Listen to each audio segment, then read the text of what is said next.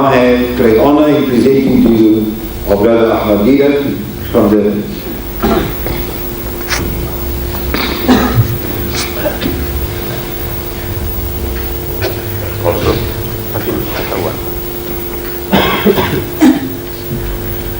قال الله تعالى في شان حبيبه إن الله وملائكته يصلون على النبي يا أيها الذين آمنوا صلوا عليه وسلموا تسليما اللهم صل وسلم على سيدنا محمد وبارك وسلم. أعوذ بالله من الشيطان الرجيم بسم الله الرحمن الرحيم وإن تتولوا يستبدل قوما غيركم ثم لا يكونوا أمثالكم صدق Allah al-Azim. My dear brethren, I read to you the last segment of the last ayah of Surah Muhammad. You know that there is a surah in the Quran and the name of the surah is Muhammad. Allah Bari Ta'ala has named it so in honor of the name of our Nabi Kareem Sallallahu Alaihi Wasallam. Surah Muhammad.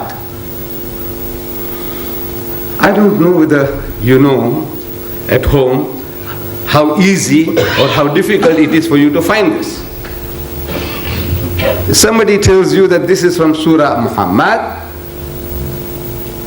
it is, I feel, a very important duty on our part that when anybody makes any references to the Holy Quran and gives you a reference, to go home and check it out. Not that you are doubting the speaker, that the man has some reason to bluff you. No. The very fact that if you take the trouble of checking up these references, you read the ayah with the translation and the commentary, it will help you in understanding what the learned man has already said. And by doing that, that part of knowledge will become your own property. Like this, it's more like an entertainment. You listen to a beautiful lecture and we go into ecstasy, sometimes we shed tears. And we say, how nice, the Qari bacha the Quran and how nicely the Imam, delivered his beautiful message. But what was it? It's forgotten very easily. But if we take the trouble of checking up the references, that will become a part of your own property, your own knowledge. And you in turn will be able to share with others. From that point of view, go home and check it out. But how will you find this surah, Muhammad? In our Arabic Quran, very difficult. The one called the Mashhaf, what we have been reading as children, from Alif, Ba to the end, what we have been reading, we memorize, but we don't know the meaning. And the reference is very difficult for the non-Arab especially to find. But if you have a translation like this particular one here, as our chairman has introduced, by Abdullah Yusuf Ali, this particular one has so many advantages over any other translation, over all translations. This translation is the only translation which gives you an ayah by ayah translation, verse by verse. The other translations, people have taken the shortcut, they put one whole page of the Arabic on one side and the English on the other side. You don't know which verse refers to what. Unless you are a scholar, you'll know, otherwise you don't know which is which. This one here, it begins, Bismillahir Rahmanir Rahim. Side by side, say, in the name of Allah, most gracious, most merciful. Alhamdulillahi Rabbil Alameen. Say, all praise is due to Allah, the cherisher and sustainer of the worlds. Side by side. Ar-Rahman Ar-Rahim. Most gracious, most merciful. Maliki Yawmiddin. Master of the day of judgment. Iyaka na'budu wa iyaka nasta'een. Say, thee alone we worship and thee alone we ask for help. Ihdina sirat al-mustaqim. Guide us on to the straight path. Sirat al-lazina an'amta alayhim, the path of those on whom thou hast bestowed thy favors. Ghayril maghdubi alayhim waladdallin, not of those who earn thine anger, not of those who go astray. Side by side, verse by verse translation. Over a period, if you keep on repeating, like most of my brethren in the Cape, I find that they know Surah Yasin by heart. Again and again I hear them bacha the Yasin Sharif. Almost everybody I come across seem to know Surah Yasin. What about the meaning? If we also take the trouble, we are told that Yasin is the heart of the Quran. What makes it the heart of the Quran? It's only by reading alone, bacha the Quran, with tartil, beautiful. Allah will give you sawab, but you will not discover why it is the heart of the Quran. What makes it the heart? So if you see the translation, the meaning, it has a different importance to you. Where do you find Yasin? Probably you know. In the Quran at home you have a marker there. Because we are told, read it again and again, lot of blessings, and it's usually if somebody is dying, say if you read Yasin Sharif, you know, his soul, his ruh departs in peace, more peacefully. And we do that, we read. When somebody is on the throes of death, we read Yasin Sharif, so we know where to find it. But Muhammad, where will you find Surah Muhammad? In this particular one, at the back of it is a very comprehensive index, just like a dictionary. You look for M, Muhammad starts with M. There's everything about Muhammad. So everything that the Quran speaks about our Nabi Kareem Sallallahu Alaihi Wasallam is in there. Everything on your fingertips. But we are looking for Surah Muhammad. The names of surahs are in italics, a special type of writing. You read that, also under M, Muhammad, will tell you chapter 47. 47 is easy to find. You know why? Because every page is numbered. 2, 3, 4, 5, 20, 30, 40, 47. Easy to find because every page is numbered. Once you found chapter 47, surah 47, then I tell you is ayah number 38. Easy to find. Once you found the surah, ayah also easy to find. 38. The last segment, the last quarter of the last verse of Surah Muhammad, Allah gives us a dire warning, a terrible warning, an awesome warning. What does he say? He says, وَإِن تَتَوَلَّوْا يَسْتَبْدِلْ قَوْمًا غَيْرَكُمْ ثُمَّ لَا يَكُونُوا أَمْثَالَكُمْ. What is that?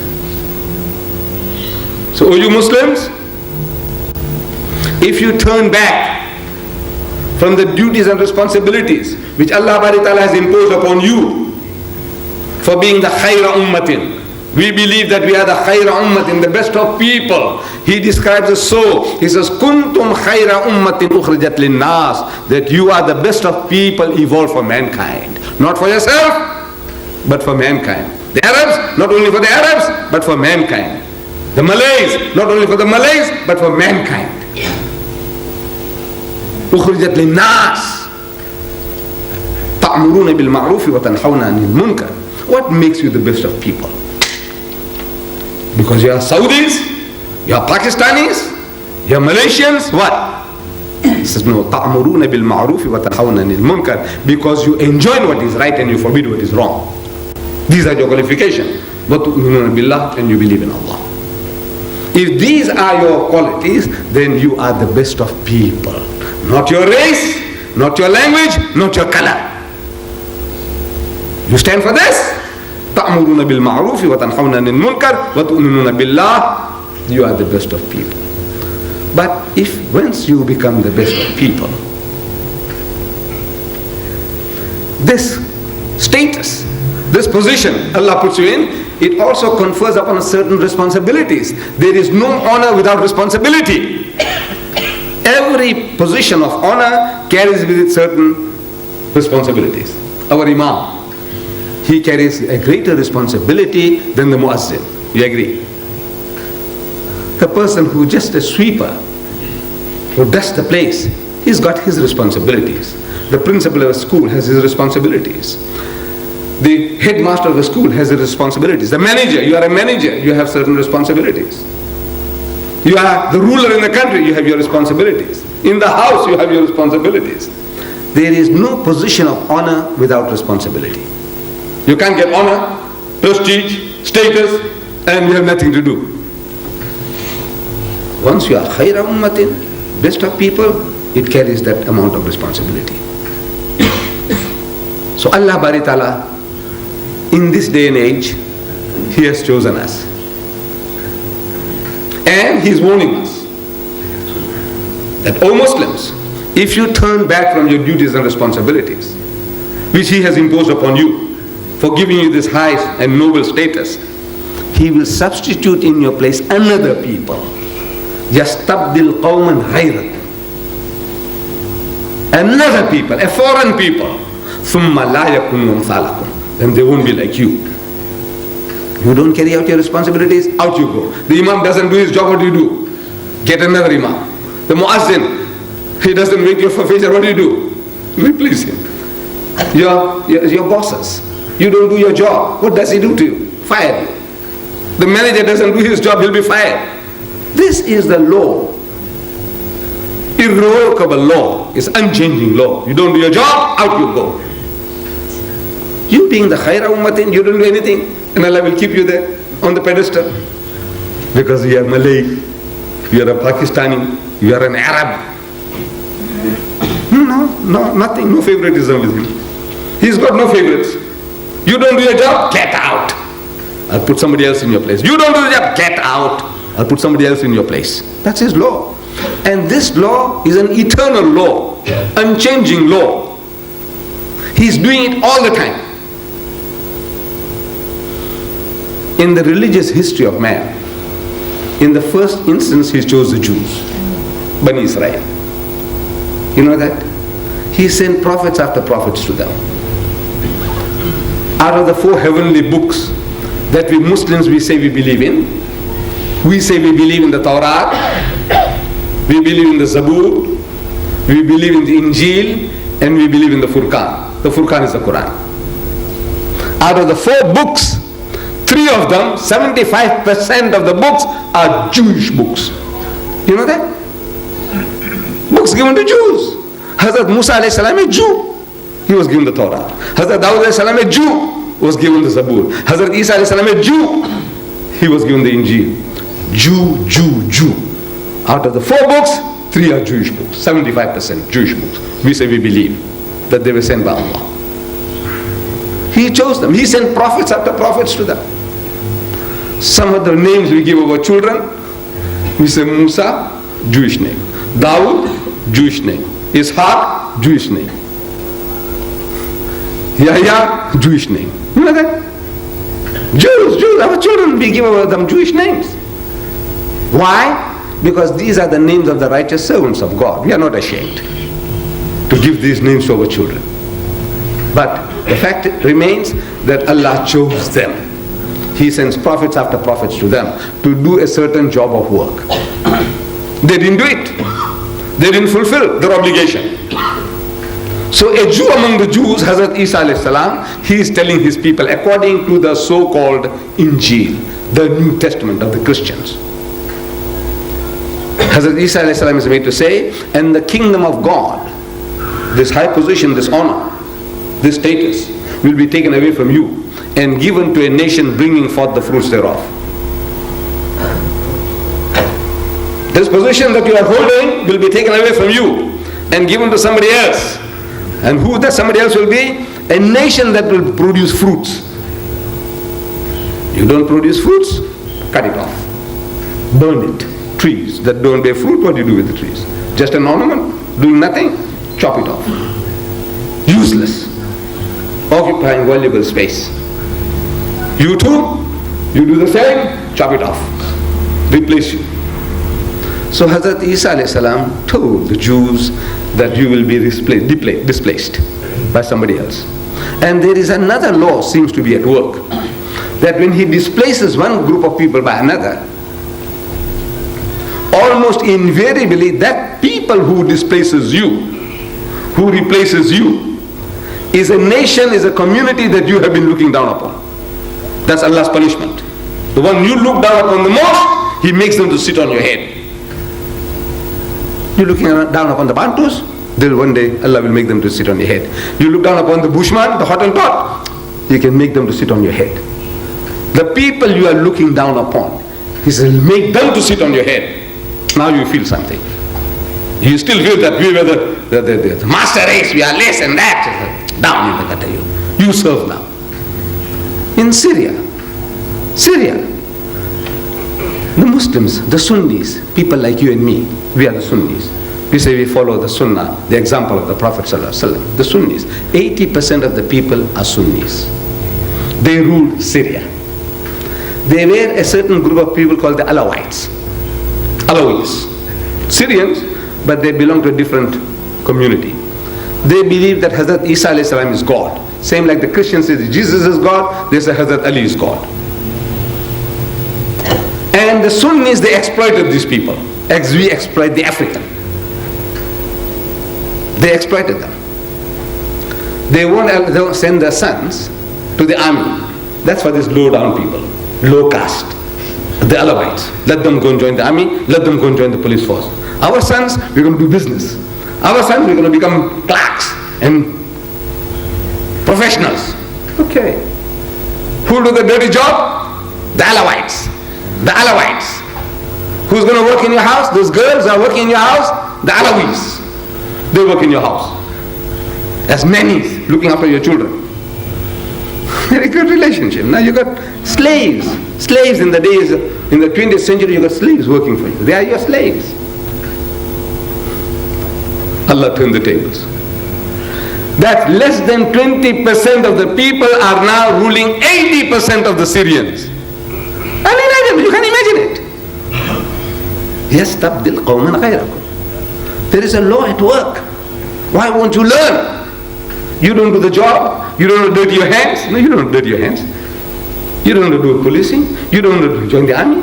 And this guy must be this low caste. That low caste fellow. Right. So now he's got the army, the weapons. One day coup d'etat, toppling the government, and he's now set in position. The 20% is ever there to subjugate you and keep you down. 80% is keeping 80% down. Allah Bari Ta'ala, in His wisdom, He displaced the Jews. By who? By the Arabs. These Jews were looking down upon the Arabs for 3,000 years. They said, you see, Father Ibrahim alayhi salam, he had two wives, Sarah and Hajara. They say, the Jews, that Sarah was his legitimate wife. He entered into a contract with her. But Hagar, they say Hajara, was a bondwoman, a slave woman. She was actually a princess of Egypt. The ruler of Egypt, he presented her to him. But the Jews, because of their hatred, they say she was a bondwoman, a slave woman. As such, her children count for nothing. They call the Arabs Hagarines, children of Hagar, Hagarines. And the religion is Hagarism. This is the insulting way they speak about the Arabs, their cousins, and the religion, Hagarism. For 3,000 years they were looking down. I think there might be some windows open on the top. There is a draft coming directly. So it can't be air conditioned. I think it must be some windows. Is there a floor on the top? Because I can see the draft is coming right on my head. I don't know how long I will last with this cold. I'm getting colder by the minute. Yeah, it's warmer here. Yes, there is a world of difference. If you brothers can come a little closer, it will be much nicer. So they were looking down upon their Arab cousins. Good for nothing. In the sight of the Jews, the Arabs are good for nothing. Barbarians, illiterates, ummi people. And Allah Bari Ta'ala chooses them and makes them to sit on the heads of the Jews. But now once He puts you on the pedestal, it is not forever. You have to do the work, produce the fruits. You don't produce the fruits, يَسْتَبْدِلْ قَوْمًا غَيْرَكُمْ. He will substitute in your place another people. That's the law. Allah, why don't people learn? That's the law. So the Muslims spread out. They went as far as Spain, as far as the Atlantic coast. They went and conquered Spain, and they ruled that country for 800 years. Muslims ruled the European nation, Spain, for 800 years. No Christian nation has ever ruled Muslims for that period of time. Do you know that? The longest that they ever ruled was in Mozambique, the Portuguese. See, Mozambique is a Muslim territory. Even today, 60% of the people of Mozambique are Muslims. Here, next door to us. This place was an Arab outpost, trading post. And there was a governor there when the Portuguese came along and conquered them. There was a governor by the name of Musa bin Baik. Musa bin Baik was the governor of that territory. When the Portuguese, with his superior gun power, he came and knocked hells into them and conquered the place. Whose place? Musa bin Baik. They couldn't say Musa bin Baik, so they say Mozambique. That's how the name Mozambique comes about. The Muslims went crossed the straits, the sea between Africa and Spain, and landed at a place, Jabal.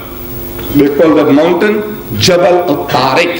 Tariq was the commander who crossed over from Africa to Spain, and the place where they landed, they call that mount Jabal al-Tariq. Now, the Westerners, they call it Gibraltar. Jabal al-Tariq, they say Gibraltar. The Muslims went as far as the Philippines. They had the trading post there. Ma'manullah. By the help of Allah, they reached there. Ma'manullah. They say Manila. Muslim. The longest that the Christians ever ruled Muslims was in Mozambique for 500 years. They ruled your motherland, Indonesia, for 300 years, the Dutch. 300 years. Longest was in Mozambique, 500 years. The Muslims ruled Spain for 800 years. What were they doing? Muslims were having a jolly good time, Allah. As the Afrikaner is having now, here, the white man, same thing. The Muslim was same position. In Spain for 800 years he had it. The Afrikaner is here only for 300 years. He's having the good time, the halwa and the nice things here. He's having it only for 300 years. The Muslims had it for 800 years. And they're listening to the dire warnings of the Quran. Allah is warning them. He's warning us all times. The warnings are eternal. فَلَمَّا نَسُوا مَا ذُكِّرُوا بِهِ. Before that, say, كَمْ تَرَكُوا مِنْ جَنَّاتٍ وَعُيُونٍ كَمْ تَرَكُوا مِنْ جَنَّاتٍ وَعُيُونٍ وَزُوءٍ وَمَقَامٍ كَرِيمٍ وَنِعْمَةٍ كَانُوا فِيهَا فَاكِهِينَ كَذَلِكَ أَوْرَثْنَاهَا قَوْمًا آخَرِينَ فَمَا بَقَتْ عَلَيْهِمُ السَّمَاءُ وَالْأَرْضُ وَمَا كَانُوا مُنْظَرِينَ. They read this. They read in the Salat, during the Quranic, the rakats, in our Salat, they read. During the Taraweeh, they read. And they read the Tilawat in the homes, they read. These are Arabs. They understood what they were reading. It was the language. In our case, we have a lame excuse for saying we don't understand. It's an excuse we have. We don't understand what we read. Allah has given us warning, but this is like water on duck's back because we didn't know what the warnings were about. So now, I want to put you in a dangerous situation. I said, look, get the translation. So you won't have any more excuses. That's why you are afraid. Don't buy. You are in deeper trouble. Yes. Now you want to read. Allah is telling you this. Say, man. And if you don't heed the warning, double trouble. You'd rather be in single trouble. Just say, I didn't know. If you think you'll get away with that. The Arab is reading this in his own mother tongue. And Allah is warning him. Kam taraku min jannatin wa uyun. So how many were the gardens and the fountains they left behind? Wazuim wa makamin kareem. And cornfields and monumental buildings. Wa ni'matin kanu fiha fakihin. And wealth and the amenities of life in which they took so much delight. Kathalika. أَوْرَثْنَاهَا قَوْمًا آخَرِينَ. That's other people were made to inherit these things. فَمَا بَقَتْ عَلَيْهِمُ السَّمَاءُ وَالْأَرْضُ وَمَا كَانُوا مُنْظَرِينَ. And neither the heavens nor the earth shed a tear for them, nor was respite given to them anymore. They read it. But when they read it, they're thinking about the Egyptians. They are thinking about the Egyptians, the fool, the Pharaoh. Allah, look at them. The gardens they had and the fountains they had and the monumental building, the pyramids and the sphinx. Oh, what they had.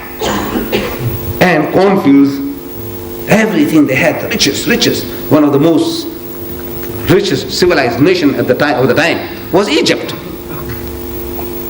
And the fool, he didn't heed the warning. Allah sends plague after plague, warnings after warnings. He didn't heed. Eventually Allah destroyed him in the Red Sea. Drowned him and his hordes and his troops. He drowned him in the Red Sea. You see that fool? He didn't learn. See what Allah did to him? The fool doesn't know that he is in the firing line now. While he's reading, he is in the firing line. Because when you read this today, as soon as you read this, you think of Spain. Wallah. If you ever go to Spain, if you ever visit that country, you see that the Alhambra, the Cordova, all these beautiful cities that the Muslims left behind, beautiful buildings, and fountains in disuse. That's the only thing that there is that one can see in Spain. Besides the bullfights, if you're interested in bullfights, that they can show bullfights. And the women, when they do the dancing, they have something on the fingers called castanets. They make kit, when they... Besides that, there's nothing in Spain except the buildings that our forefathers left. That's all that there is to see. But for 800 years, Allah gave them a mighty long inning to do the job. No, they won't do the job. You know why? Because proud, arrogant. So these Spanish people, pig eaters, what can they understand about Islam? Drunkards. What can they understand about Islam? That's the mentality. We have the same. You see, when I'm talking about something, think whether we are in the same sickness we have, the sickness that they have. These colored people, what can they understand about Islam? The amount of alcoholics in South Africa. Their alcoholic rate is 5 times that as of any other race in the country. Can they understand anything about Islam? At the slightest pretext, they're ready to bash you. On one of my trips, I was in Elsie's River. I think Brother Muhammad, he had his supermarket there, and we just got the message that the power failed. So he wanted some cranking machines to work the tills. So he said, come on, let's go. So we went. So he was giving the cranking machines, to work the till because the power was not working. So I'm standing there looking, and I see an African there, and somehow seem to be quite an intelligent African. So I'm telling him, I said, these people here, I can't make out the difference whether these people are Muslim or not. There's no indication. So he tells me, he says, sir, I lived here in Elsie's River before they pushed us out to Guguletu and Langa and whatever. Before they pushed us, we used to live among them. And I can tell you, very easy to find. The difference is how. He said, you see, about 3 times, these coloreds, they bashed me up for no reason. Drink and this is a bash up kafir, bloody kafir. These Malay people, they're very good people. They don't do that. That's his way of identifying. The colored and the Malay. Otherwise we look the same. Am I right? Look, in your looks, there is no difference. Wallah, there is no difference. In your surnames, there is no difference. In your language, there is no difference. The only thing that indicates that you are a Muslim is when I see the kufya on your head, I say, no, this guy is a Muslim. Otherwise, how can I know? No? Mrs. Johnson visits me. Johnson. I say, are you Muslim? She says, yes. I said, what's your husband? He says, also Johnson. She is a Muslim. I said, yes. So where do you live? I said, on Johnson Road. No, really, there's no... So my husband is a journalist. Johnson. I have to ask again and again, Muslim? Your husband Muslim? No indication. Mr. Hendricks. What's Hendricks? You have a Christian Hendricks or Muslim Hendricks? If I'm wrong, you must correct me. Muslim Brown, our Qari tonight, he's a Muslim Brown and we have a Christian Brown. Am I right? Look, that means this is what our slave masters gave our forefathers. We still carry those names. In looks, when I went to the Habibia, in my previous trips, Hanif Ali was the principal. he tells me, he says, look, he's taking me through the different classes. And he said, look, just watch the features of these children in the different classes. So I'm just scanning, Assalamu alaikum, alaikum salam, the children respond. I'm watching the features. Next class. Next class. From pure black to pure white. And there were group areas. If I was an inspector, say, you should be in an African school. And you should be in a white school. What the hell are you doing here? From pure black to pure white among us. Muslims all. Then I go to Stellenbosch. There was a Mr. Gabriel. He was a teacher and we were talking. He takes me to his school, colored school. He didn't tell me anything, but I was doing the same thing. Scanning the children. Wallah, from pure black to pure white. Same. That means this, your looks can't give me any indication what you are. It's only if you have a kufiya on, I said, no, this guy is a Muslim. Otherwise, no. Otherwise, the other man says the behavior. Can the coloreds understand anything about Islam? The Bushman in the Kalahari, you think he can understand anything about Islam? The Hottentot, can he? Nah, backward people, ignorant people, what can they understand? That mentality prevailed in Spain. These pig eaters, the Spanish people, these wine bibbers, the Spanish people, what can they understand? That arrogance. I'm telling, I say, your forefathers could? Were your forefathers, I'm talking to the Arab, were they worse than the Spanish people? Never. Your forefathers, the Arabs, of the Ayyamul Jahiliyyah, of the days of ignorance before Islam, they married their stepmothers. Did the Spanish people do that? No. These Arabs, they were marrying their stepmothers. Father died, he inherited his wife as well. They buried their daughters alive. Did the Spanish people do that? No. You were drunkards, adulterers, gamblers, the worst of human creatures. That Gibbon, the master historian, describes the Arabs before Islam. He says the human brute, almost without sense, is poorly distinguished from the rest of the animal creation. The only thing that makes him different from the animal is the form. This form. Fi ahsani taqweem. Allah has made you in the best of form. Otherwise, animal and worse than animals. You, your forefathers. And Allah could change you through His book, His wahi, His revelation, the Quran. He can't change the Spanish people. No. For 800 years, you could do nothing. Look, the white man has done the job. In 300 years, he has Christianized the nation. This in Africa, South Africa has the biggest percentage of Christians in the whole of Africa. If Libya boasts highest percentage of Muslims, South Africa boasts the highest percentage of Christians. The white man, he did the job. Among the you carry colored identity. Among all those who carry colored identity, the majority of them are Christians. The African majority are Christians. The white majority are Christians. This is an ocean of Christianity. He did the job. We in 800 years, we couldn't make a scratch. Your pride, your arrogance, you didn't want to share. Allah says, you don't want to do your job? He said, fatarabbasu. You wait. And they waited. You know, the fools, they waited. Allah says, wait. You say you're following Allah's command. No, that wait was not waiting. It's a warning. So look out. So they start looking out. Another police. Their language is like that at times. You say something, but you mean something else. Like a Frenchman learning English.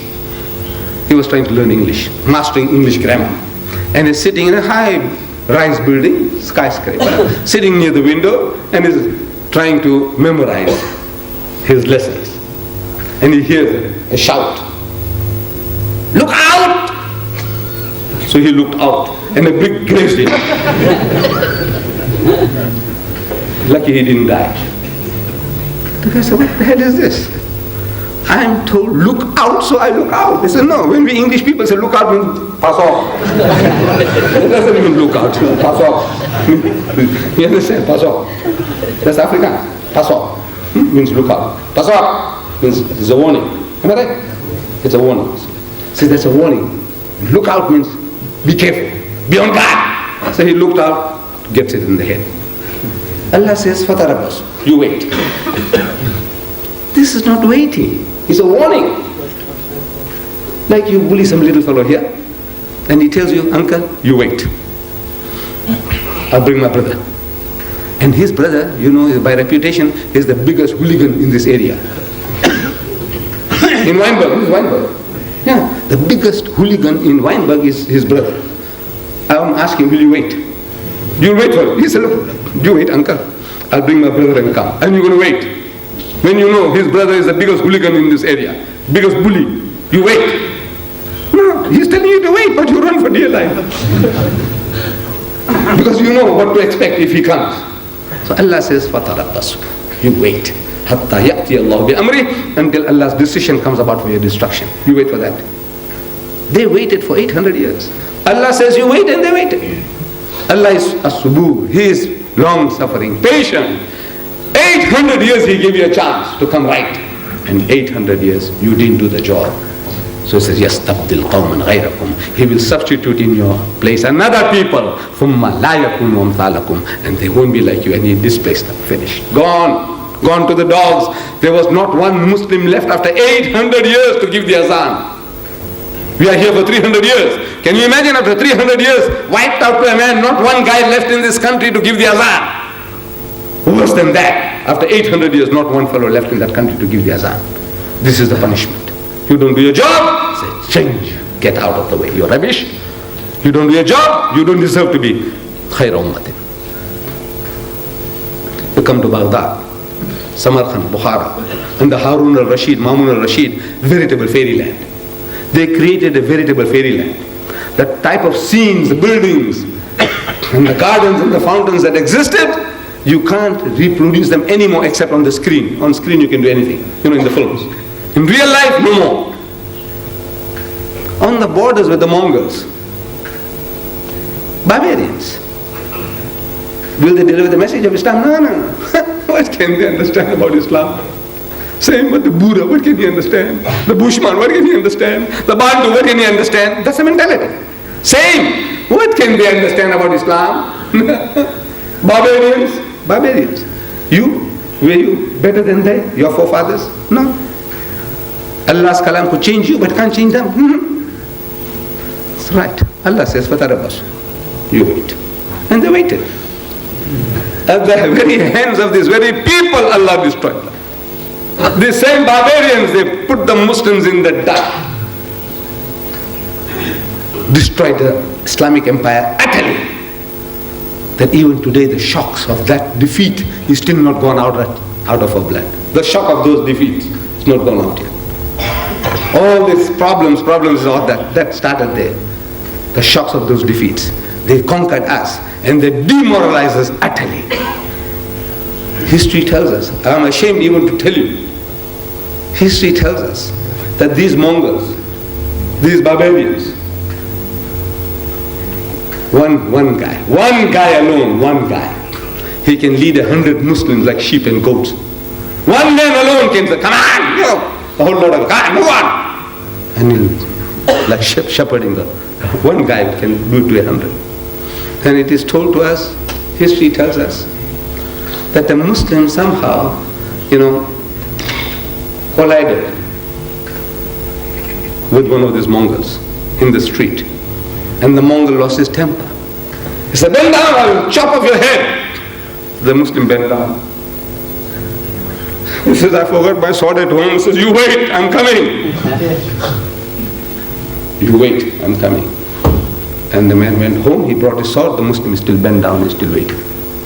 So utterly demoralized, you can't even run away. Please, you reach that stage, you didn't do your job. Now comes the punishment. That the man tells you, you bend down and wait till I get my sword to chop off your head and you can't even run away. Feel ashamed even to tell people, say, look, this is what we had come to, Muslims. Why? You didn't do your job. Allah says, يَسْتَبْدِلْ قَوْمًا غَيْرَكُمْ. He'll substitute in your place another people. ثُمَّ لَا يَكُنُ أَمْثَالَكُمْ. And He substituted them. By these very Mongols, the Turks, later on they became Muslims. And they started helping the Muslims. But in the first instance, destroyed them all. Because you didn't do your job. We Muslims, we ruled India for 1,000 years. 1,000 years we ruled India. Eventually when partition takes place, The Muslim gets 1/4, the Hindu gets 3/4. Why? You didn't do the job. You didn't do the job. And even now you don't want to do the job. Even today, wallah, the only solution to the Muslims of India, my motherland, there are 150 million Muslims, they are a minority. Unimaginable. A minority of 150 million? 5 times the total population of South Africa, men, women and children, Indian, African, coloreds and whites, all put together, 5 times that amount of Muslims in India, and they are a minority. And they can do nothing. Daily, average of 3 riots are taking place against the Muslims every day. Nobody will believe you. In my own motherland. Why? You didn't do the job. Today, solution to your problem is deen. Propagate. No, you won't do it. You want excuses. He said, look, we are not perfect ourselves. What an excuse. Look at us. How many of us got beards? It's very few. How many of us come for Salah 5 times a day? Very few. You expect today we are 1,000 million. You expect everybody to be angels? Everybody to have standard-sized beards? Everybody to wear kurtas? Huh? Is it possible? 1,000 million? All become 5-time prayers? You don't sin anymore? You don't drink, don't gamble, nothing? You are perfect angels? 1,000 million? You know what will happen? Yawm al-Qiyamah. Allah doesn't need that. He doesn't need all angels walking this earth. He's got plenty of angels saying Subhanallah, Subhanallah, Subhanallah. He wants you and me, that you fall. You make a mistake and you cry. He loves that. He loves that. Everybody is an angel. Like robots, 5 times a day we are here. Fasting, we are perfect. Zakat, we are perfect. Everything, we are perfect. That's right. He says, wipe you out. Finish. Okay, Jannah is there for you. He doesn't need you. That type of people who do that, Subhanallah, Tasbih, Subhanallah, Subhanallah, Subhanallah. He's got billions of angels doing that. What is he going to do with you? He doesn't need you. Wallah, he doesn't need you. He wants you as you are. Fall down, wake up, cry. Walk again. Fall down, wake up, cry. He loves that. Not to say that we must become sinners. You make an effort. That's what he wants. He knows that you are weak. وَخُلِقَ الْإِنسَانُ ضَعِيفًا. He says he's made man weak. He are weak. He knows you are weak. He appreciates your shortcomings. He appreciates you falling down and trying to get up. Good enough in his sight. But when will the day come that we are all perfect? Never. Never. Wallah, never. You can never be 1,000 million angels walking this earth. And you're waiting for that before doing your job. In the meantime, the enemy is going to wait for you. You want to become perfect here before opening your mouth. You won't propagate Islam because you're not perfect. I want to know, when will all the Malays be perfect? And the Indian Muslims, the Parkars and Paflankar and Bandarkars all become perfect. When? Is it possible? No. Then you'll never start. In the meantime, the Christian is making inroads. He's stealing our children. In so many different ways, we are losing. By marriage, we are losing. You go and marry a colored girl, nominally you convert her, nominally. Make her to read the kalima, shahada. Make her to teach her to say salam alaikum. And then the marriage breaks up. Where does she go? With your Fatmas and your Khadijas and your Muhammads, where does she go? Back to her aunties and her grannies. Your Muhammads and Fatmas and Khadijas are going to church. You know that? We have lost thousands like that. Thousands we have lost. You die, where does she go? Back to her aunties and her grannies. And your Fatmas and Muhammads and Khadijas are getting Christianized. Thousands we have lost. Now, so careless we are. Just bring them in. Take her to the Shaykh. Make her to read the kalima, shahada. I said, you want to marry this man? Say, yeah. Nikahu min sunnati, faman raghiba an sunnati, falaysa minni, kama qal. So right, okay, now you got the license, go and procreate.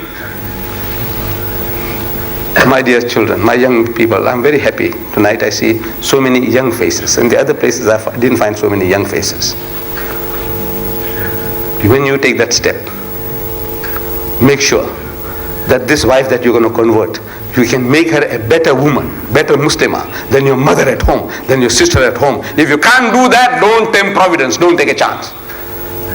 Unless you can make her better than your mother at home, better than your sister at home, which you can't. Which you know. This is just a conversion of convenience. That everybody says, well, she's a Muslim now. What Muslim? Do you pray in the house? No. You think she's going to pray? No. You yourself are not good Muslim. How are you going to make her a good Muslimah?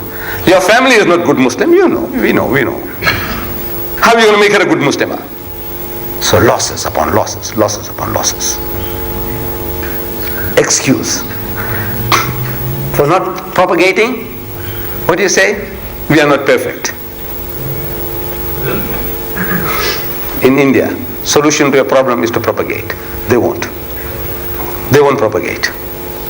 This is the answer to your problem, wallah. And there is a group of people. There are a group of people there whom we consider to be of the lowest rung of the ladder.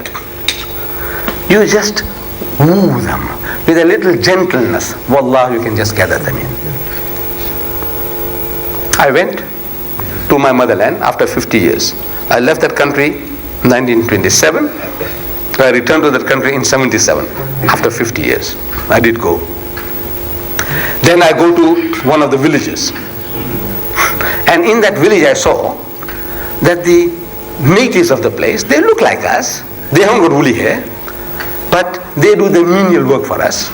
The native of the place, they are hero worshipping us. We are like gods. Like the Afrikaner is like a god. To us, oh bas. Same thing there, that Indian, the laborer, is looking up to us like a god. So I says, man, that's very good. Very good relationship. That means you can just call them. You just call them and they hearken to you. They dare not refuse. So I'm telling my host, I said, look, in the village, tell them that all these laborers, I want them to come tomorrow morning with the wives and the children. Come here tomorrow morning. I want to talk to them. By royal command. As if they were all there, wallah. Next morning, all the men and the women and the children, they are there. Seated on the ground in the dust. I sit on the little stool and I speak to them, telling them about my origin. My forefathers were also Hindus. Originally, every Indian, for 5,000 years we were Hindus. I don't know whether you know. Your great-grandfathers were Buddhists. The Malaysian, Indonesians, they were Buddhists. Nothing to be ashamed of. Nothing. We should be proud that Allah Bari Ta'ala gave them Hidayah. Today we are Muslims. Otherwise we would be still worshipping Buddha and so many other things. So I started explaining how we became Muslim and how Islam welcomes them all. I spoke in Urdu because that man didn't understand English, the villager.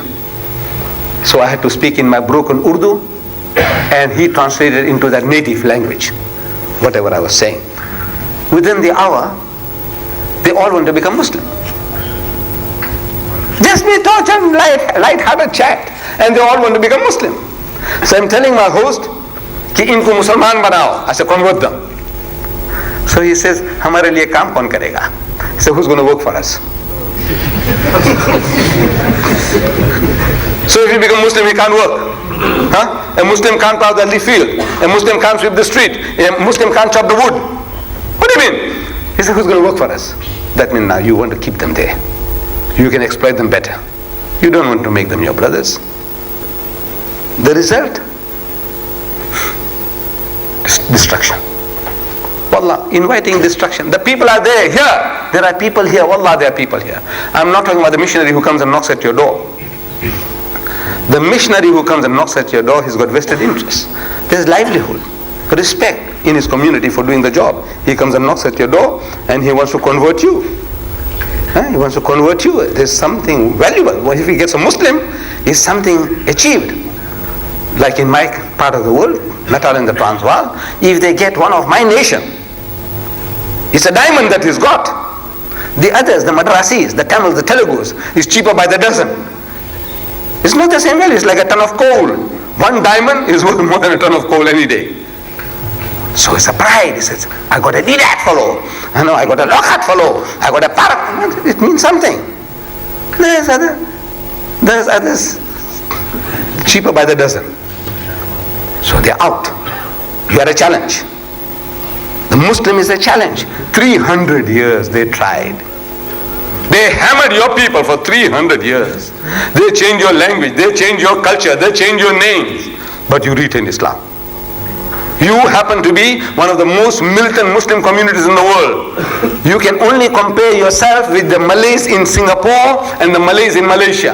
They are jellyfishes. Your cousins and your fathers, your uncles, they are like jellyfishes compared to you. You are as hard as steel. That hammering has done you good. You didn't like it, but it has done you good. Wallah, it's made militant people out of you.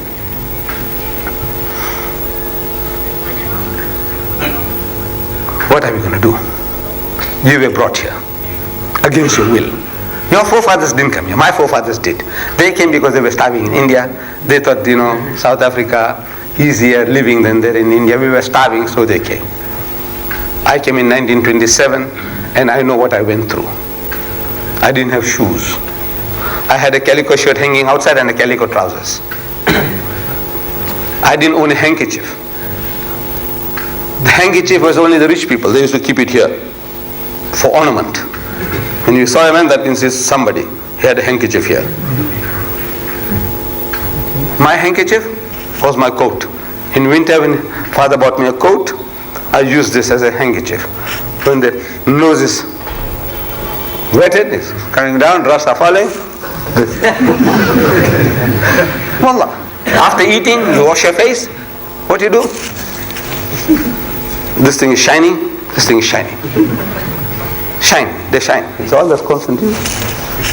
No, sweating. This is all shining. And nobody in my life ever told me, Ahmad, what's this? Nobody. Because they expected that. So what else can you do? Every other boy had the same, all this shiny, shiny, shiny, shiny. We came because we were starving. You were brought here because the Dutch, when they conquered your country, Indonesia originally, those of your forefathers who were fighting for their freedom, they were captured as prisoners of war and shipped to the Cape of Good Hope and sold to the white men as slaves. When the British conquered Malaysia, those of your forefathers who were fighting for their freedom, they were captured as prisoners of war and shipped to the Cape of Good Hope. Good Hope for the white man, and sold to him as slaves. Under those conditions, you couldn't open your mouth. If you open your mouth, the white bass will break your jaw. You can't even pray. You have to do things in hiding. Now that's your history. We didn't expect, nobody expected anything from you. But Allah had a purpose. You didn't like it, but Allah had a purpose in having you brought here. You didn't like it. Your forefathers didn't like it. Wallah, how can you like it? Separated from your motherland, from your parents, your relations and all into a foreign land, enslaving for the enemy. Who would love a thing like that? But Allah had a purpose. Same like He had with Bibi Hajara and little Ismail. Allah Bari Ta'ala commands Ibrahim alayhi salam to leave them where Makkah is today, in the desert, with some water and some food. And Hajara ran short of water. And the child is dying, infant Ismail is dying of thirst. So she runs between Safa and Marwa. There were small hillocks. So she runs, she walks down and she runs, and she walks up the other hill, and she looks around looking for some people, habitation, nothing, and she comes down and she runs, and she goes up the other hill and she looks around, nothing. You think she liked it? Allah liked it. Her performance, that love and compassion for her child, Allah loved that. What she was doing for her child. So He made it one of the fundamentals of Hajj. So you too do the same. In emulation of Hajara, do the same. Did Hajara like it? No. Did Ismail like it? No. Allah had a purpose. Now we can see that there was a purpose. Today 3 million people are gathering there because of that. Allah had a purpose. Allah bringing you all here for what? To have a jolly good time? Dance with the coons? Is that why He brought you here? No. He's brought you here to do a job of work, wallah. Because you can't get another Malay to come here. You know that? You can't get another Indonesian to come and live with us. You know that? Out! Another Indian, Pakistani can't come here. You know that? You can't. They will never allow any black man to come into the country. But you are here. Almost 250,000 now. For what? For nothing?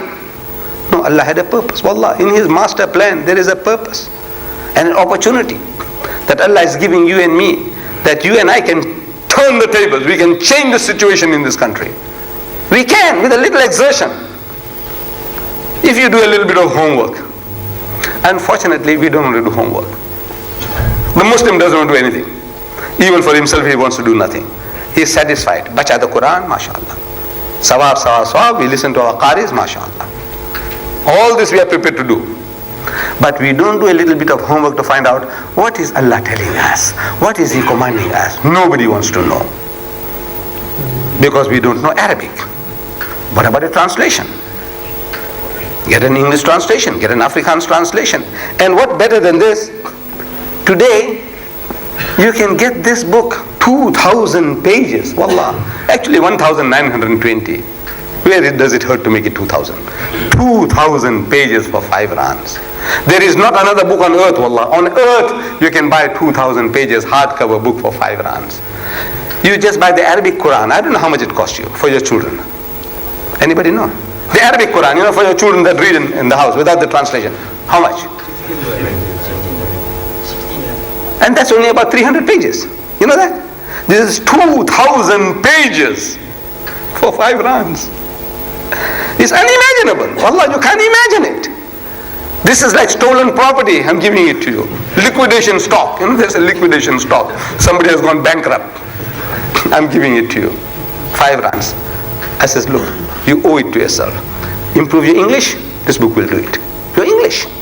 You don't have to read Shakespeare or Milton even to improve your English. Believe me. We have just made a program, you'll see it inshallah very shortly, on Mnet, open time.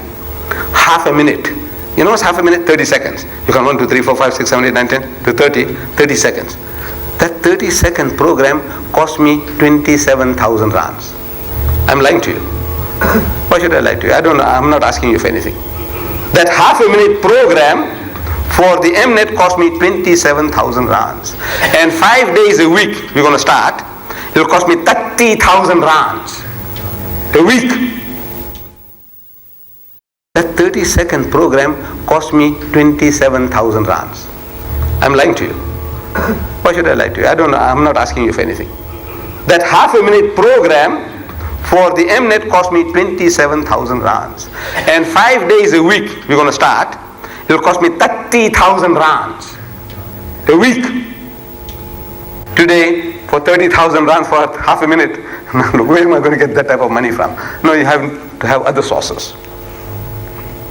This 100,000 I'm printing cost me 2 million rand. And I'll sell it for 5 rands each. Madness, foolishness. I said, no, don't worry. There is a type of man who's prepared to help me with that. You see? So I want to help you. I don't want to pocket the money. I don't want to live on this. I want to spend. Because the more I'm spending, the more I'm getting. Now I've reached a stage, the more I spend, the more I get. I don't have to say. I said, look, take it, man, 5 rands. I said, English. So this man you'll see him, he's not a Muslim. He's a young man with a beard. So these people who do this production, they brought the man to introduce him to me. He said, this man here, we will use him and his voice for the advert. I said, right. So what are you doing? He says, he is a professor at the university and professor of poetry. I didn't know that the special professors of different departments is of poetry. I said, English. I said, this book here, I said, I'm telling my people that you do not have to read Shakespeare or Milton even to improve your English. As a book of literature, English literature, this is a masterpiece. Just forget for the time being, it's the Quran, Allah's Kalam, you have the Arabic text, you have the translation, you have the commentary, you have 2,000 pages, you have an index, everything on your fingertips, forget all that. But just English. So saying, I said, I'm quoting this man here, Yusuf Ali.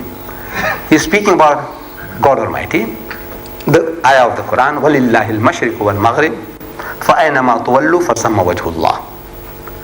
He says, to Allah belongs the east and the west, and whichsoever way ye turn is the presence of Allah. So in his commentary, he quotes Wordsworth, William Wordsworth, an English poet, who says, a paraphrase of this, as if he had been reading this. He said, whose dwelling, Allah's dwelling, where he stays, not literally, whose dwelling is the light of setting suns, and the round ocean and the living air, and in the blue sky and in the mind of man, a motion and a spirit that impels all thinking things, all objects of all thought, and rolls through all things. He's describing Allah. Where? فَأَيْنَمَا تَوَلُّوا فَثَمَّ وَجْهُ اللَّهِ. And whichsoever way you turn is the presence of Allah. Wherever you look, Allah is present everywhere. He says 100% mark for that. All this, language, English, subject-wise, what do you want to know? Whatever you want to know, Wallah, what you want to know? You want to know about the Quran, what does the Quran say about the Quran? Open Q.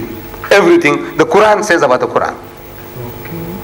You want to know about our Nabi, and the M I said Muhammad. Everything about Muhammad, what the book says about Muhammad. You want to know about Moses, Musa alayhi salam, and the M, Moses. Everything that the book says about Musa alayhi salam. You want to know about Ibrahim alayhi salam, and the A, Abraham. You find everything about Abraham in the Quran. You want to know about marriage, everything about marriage in the Quran. Divorce, everything about divorce in the Quran. What do you want to know? Everything on your fingertips. And how much? 5 rands. I just heard that you have a good custom, that when your daughters get married, you do give them a Quran as a wedding gift or something on parting. I said, right. Now for that, we'll have one with gold. Gold. See, this is the ordinary. Inside saying that gold doesn't make any difference to the inside. Page for pages are saying, only outside is gold. So when you give your daughters, give them in gold. Of course, it will cost you 15 rands. 15 rands. Still, it's below my cost. It will cost me 25 rands to put the gold altogether. With the book, 25 rands, you get for 15 rands. Still, you're getting 10 rands back for nothing. This one here cost me 20 rands. I said, look, you can have it for 5. What better present can you give? Wedding present? Christmas present? Birthday present? Any excuse, man. Give it to your employer, give it to your employee. Somebody working for you, give it to him. Your employer, give it to him. You have done your duty. On the day of judgment, they say, Ya Bari Ta'ala, I couldn't talk, I was afraid. I gave you a book, you must do the talking now. You are the best advocate that there is. I just led the horse to the river, make him drink, that's your job. You make him drink now. And one little suggestion, that if you want to give this Quran, 5 rands, wallah, is so cheap. What you do, don't just give it away like that. Tell him, say, look, this book is an encyclopedia, it is, of 2,000 pages. I do not expect you to wade through it. We are all involved in a rat race. We are so busy. You got time to go through a book like this, 2,000 pages? No. So I said, what you do, you just have a look at the index at the back. Anything, just browse through the index. What do you want to know? You want to know about man, the creation of man. You want to know about God. The overwhelming theme of this book is God. What do you want to know? You want to know about your Jesus. So I say, look under J, Jesus. What does it say? Jesus. First item, under J, Jesus, a righteous prophet. He's a true prophet of God. Chapter 6, verse 85. His birth is described in 2 places. Chapter 3, verses 45 onwards. Chapter 19, verses 23 onwards. Let's have a look. Open. Read it to him. Bismillahirrahmanirrahim. وَإِذْ قَالَتِ الْمَلَائِكَةُ يَا مَرْيَمُ. So behold, the angel said, O Mary, إِنَّ اللَّهَ اسْتَفَاكِ وَطَهَّرَكِ وَاسْتَفَاكِ عَلَى نِسَاءِ الْعَالَمِينَ. That God Almighty has chosen you, purified you, chosen you above the women of all nations. Read the Quran to him. Bacha the Quran. You don't know the impact that it has on the non-Muslim. The Allah's kalam, it has a power, it has moved people to ecstasy and tears. I have seen it happen to non-Muslims. When they hear the Quran chanted beautifully, the non-Muslims, they shiver and they shake. Read it to them and give the translation before parting with the book. So look, anything you want to know, you just open the index and you find it. Everything about Jesus is there. And any questions, you come back to me and I'll be able to help you if I can. If not, I'll take you to my Shaykh, my Imam. So this is the suggestion, my dear brothers. I don't know whether the sisters are on the top, I don't know. But this is it. Acquaint yourself with Allah's kalam. And once you allow Allah Bari Ta'ala to talk to you. Because when you read it with understanding, He's talking to you. He's telling you and what He's expecting from you. Inshallah, you can never remain the same. You can't remain the same. Allowing Allah to talk to you, that when you realize that He's talking to you, He's instructing you, you can't remain the same. You can't sit on your backside doing nothing. As it is, we are all sitting on our backsides doing nothing. You know that? If we understood the book, the Arab, supposed to be understanding the book. Supposed to be. No. He is reading the book, the Arab. I was thinking that the Arab now, you see, if my people, I'm thinking, could understand the book, will be all angels, wallah. All angels walking this earth. So I expect the same thing from the Arab. So when I meet them, I says, no, there's something gone wrong. They understand the Quran. But you know how they're understanding it? Allah is describing it in the Quran. وَإِذَا تُتْلَى عَلَيْهِ آيَاتُنَا قَالَ أَسَاطِيرُ الْأَوَّلِينَ. So when our signs are rehearsed to them, they say these are tales of the ancients. These are fairy tales, folklore of old times. You know, وَقَتَلَ دَاوُدُ وَجَالُوتَ, and Dawood killed Jalut, and Allah made the Bani Israel into monkeys. This is for entertainment. They're not thinking that, look, Allah is now talking to them, that they are the monkeys today. They are making monkeys out of us. You don't have to have tail to become a monkey. We say He's made a monkey out of him.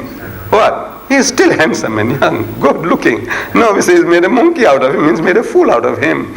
So we are becoming monkeys today. We are the Jalut today. 1,000 million and we can't even cry. You know that? 1,000 million Muslims and you can't even cry. Say, look, what are you doing to our children in Palestine? You know that? You can't even cry. What is this? The same, what the Mongols did to us. Same.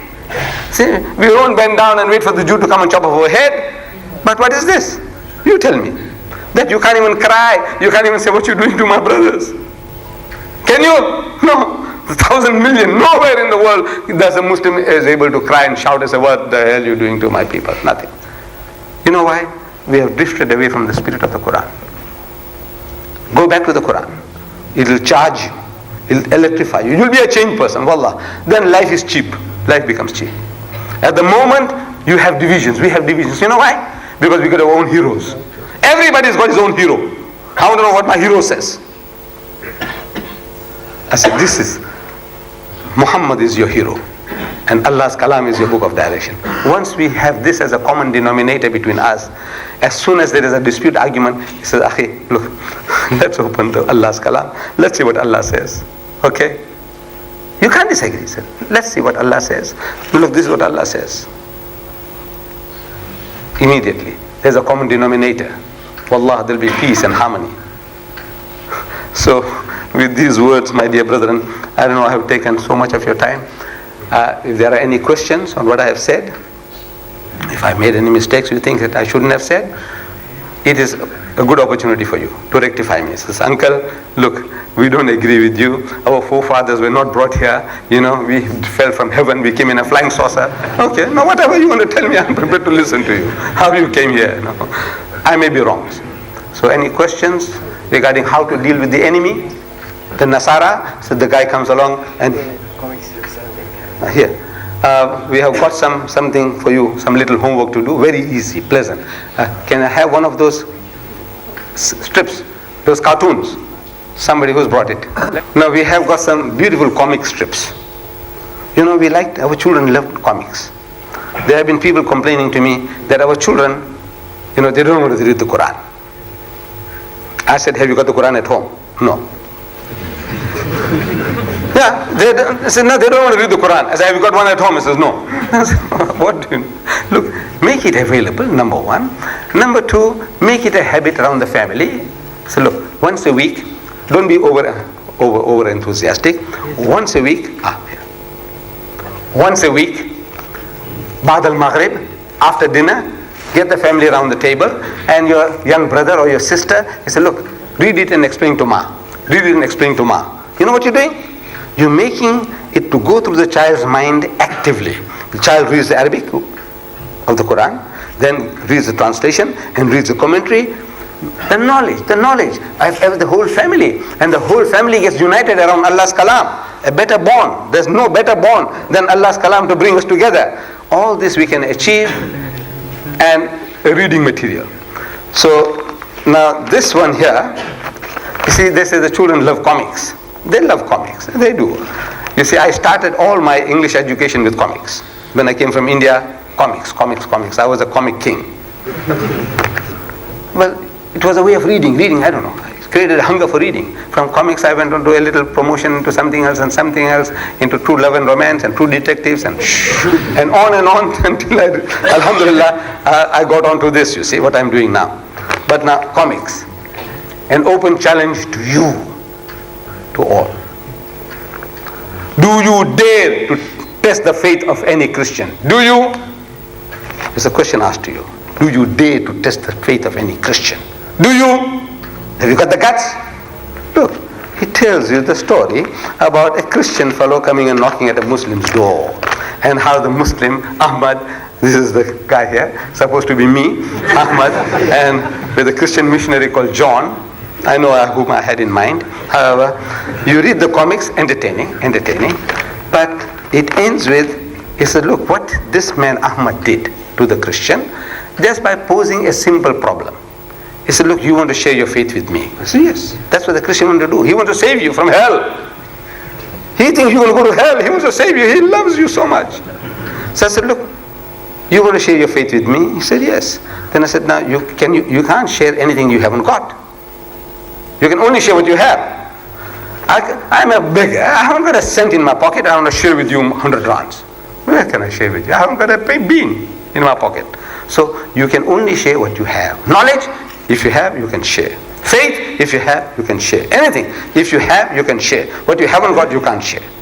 So you want to share your faith? He said, yes.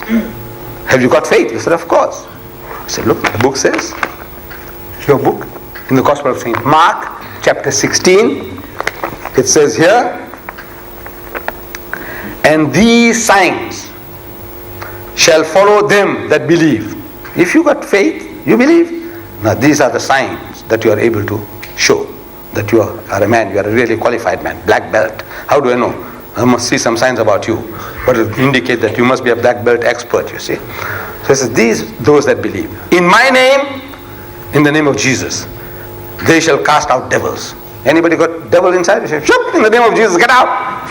And they'll be able to heal. They shall speak with new tongues, which they can't at all. 2,000 years, the guy can't speak my language. I can speak his language. I can speak a dozen different languages without the Holy Ghost, and that with the help of the Holy Ghost he can't speak even my language. He can't speak the language of Jesus even. But it says here that they shall speak with new tongues, new languages they can speak. They shall take up serpents, snakes, slander, snakes, and if they drink any deadly thing, poison, it shall not hurt them. These good Christians. You give them poison, they can drink it, nothing will happen to them. That's what Jesus says. They shall lay hands upon the sick and they shall recover. Right, that's all. You memorize that. You just memorize that. Mark chapter 16 verses 17 and 18. That's all. Memorize that. So when the guy comes along, he says, now you got faith? He says, yes. He said, now look, your good book says that those who believe, they can take up serpents, and if they bite you, nothing happens. We've got no time to look for serpents, but it continues, you shall speak many tongues. Can you speak my language, Malay? He can't, but no, we excuse you for that. Now it says they shall take up serpents, and if they drink any deadly thing, it won't hurt them. If you got faith, He said, yes. He said, right, you got some insecticide for killing cockroaches? Take it out. He said, look, drink this, man. Or now we'll put some rose water inside. Make it palatable. Come on, what do you like? What? Choose. Ant killer? What? Cockroach killer? What do you want? Because caustic soda, is hard to get because you don't make soaps anymore. So something that I'm sure you have something available in the house, even something innocent. He said, look, this is what acid? This is you put in the batteries. He said, look, sulfuric acid. It's water. But he said, look, this is sulfuric acid. Come, drink it. and you see he runs for dear life. Even the water will chase him away, and the guy will never knock on your door again. So this is a comic, but you must do that little bit of homework. Once you do the homework, man, 100 different ways this thing will come in handy. 100 different ways. It's an amazing thing. With knowledge, with any instrument, any tool. Once you know hammer. You know what's a hammer? Right. What you can do? You can knock a nail into the wood? Yeah. What else? You can break a brick with it? Yes. What else? You can smash somebody's head? Yes. What else? 100 different things you can do with a hammer. Once you're used to handling a hammer, you know 100 different things you can do with it. So similar. This is a weapon, a tool. You master it. Any excuse you can bring it in. Any excuse. The guy talks too much, I say, you got faith? Say yes. You believe in Jesus? Yes. Really? Say yes. I said, look, now Jesus says that if you take up serpents and they can't harm you. You can't find any here. I said, no, it continues, you see, and any deadly things. So look, we've got something around here, sulfuric acid. Would you like to try? So you mad? I said, no, this is your book. So with these are available. Pick them up from Rossmead supermarket. We were supposed to have them here to give them to each one of you, one each. Unfortunately, we forgot. So any questions, my dear brother? They'll be available tomorrow afternoon at Grassy. They'll be available tomorrow afternoon at Grassy Park, and thereon we'll have them available always. But in case you miss it out, you can pick it up from Rossmead supermarket. And there's no condition. You don't have to buy anything to get these free books of mine. If he makes a condition, you let me know. I'll fly down. I'll fix him right. Any questions, my dear brothers? Any questions? Mustn't be shy. What the Christian or the Jew or the Hindu or the atheist is creating problems for you, I am a specialist in that. See, if you want to know about the fatwa, about this, that, I say, go and see your sheikh. You must see your sheikh. Please, don't embarrass me. But anything to do with the enemy, I think I'm an expert. If I don't know, I'll make it my duty to get the answers for future. No questions. Everybody converted? Alhamdulillah. I will now ask our colleague to read the dua for us.